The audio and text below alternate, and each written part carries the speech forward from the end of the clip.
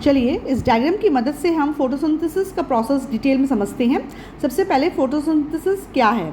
Photosynthesis वो process है जिससे पौधे यानी कि प्लांट्स सूरज की रोशनी, पानी और कार्बन डाइऑक्साइड का इस्तेमाल करके अपना खाना यानी कि ग्लूकोज बनाते हैं और ऑक्सीजन रिलीज़ करते हैं। ये पूरा प्रोसेस पौधों की पत्तियों यानी कि लीव्स के अंदर होता है। अब डायग्राम के हर एक हिस्से को डिटेल में समझते हैं।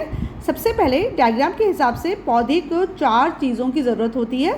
सबसे पहली जो रिक्वायरमेंट होती है वो सनलाइट यानी कि लाइट एनर्जी है। सूरज की रोशनी एनर्जी का मेन सोर्स है। डायग्राम में आप देख सकते हैं कि सूरज की किरणें पत्तियों पर पड़ रही हैं। नेक्स्ट जो इम्पॉर्टेंट रिक्वायरमेंट है वो है वाटर यानी कि पानी। पानी ज़मीन से मिलता है।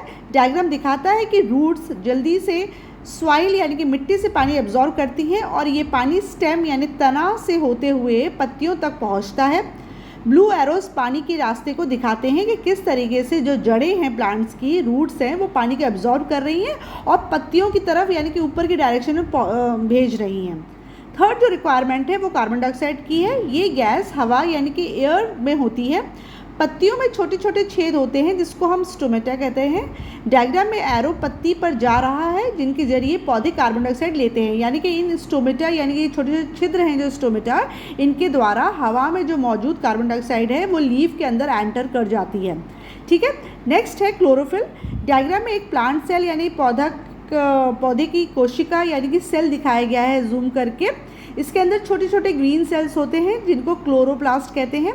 इन क्लोरोप्लास्ट के अंदर एक ग्रीन पिगमेंट होता है जिसे हम क्लोरोफिल कहते हैं। क्लोरोफिल ही वो चीज़ होती है जो सूरज की रोशनी पकड़ती है, यानी कि यही क्लोरोफिल होता है जो सनलाइट को ट्रैप करता है और फोटोसिंथेसिस के प्रोसेस को कंप्लीट करने में मदद करता है। ठीक है। तो ये फोटोसिंथेसिस कब शुरू होता है? जब क्लोरोफिल सनलाइट एनर्जी को ट्रैप करता है। रिएक्शंस क्या है? जब ये चारों चीज़ें यानी कि सनलाइट, वाटर, कार्बन डाइऑक्साइड और क्लोरोफिल पत्तियों में मिलती हैं तब एक केमिकल रिएक्शन होता है जिसे हम फोटोसिंथेसिस प्रोसेस कहते हैं। क्या बनता है फोटोसिंथेसिस से?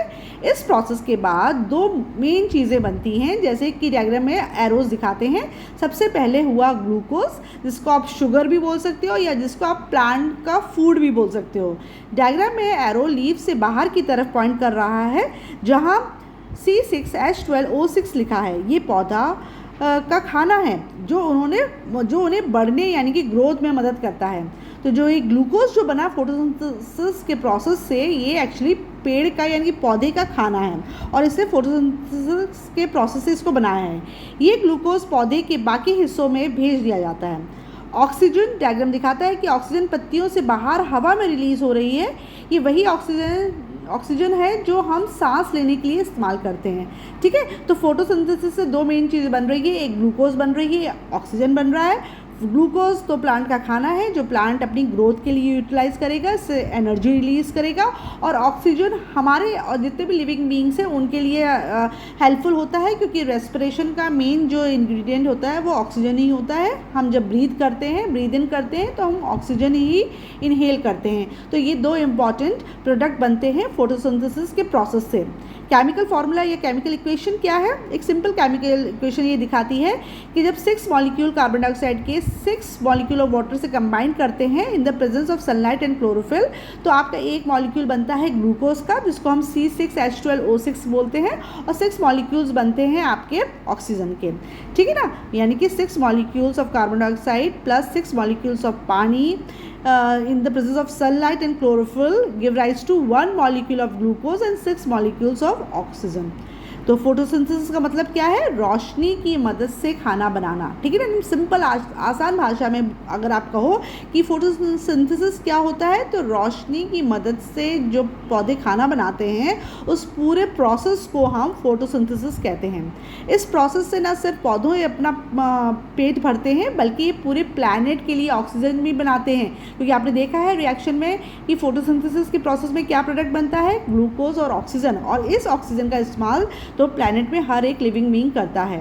ठीक है। तो इस तरीके से फोटोसिंथेसिस का प्रोसेस काफ़ी इंपॉर्टेंट है।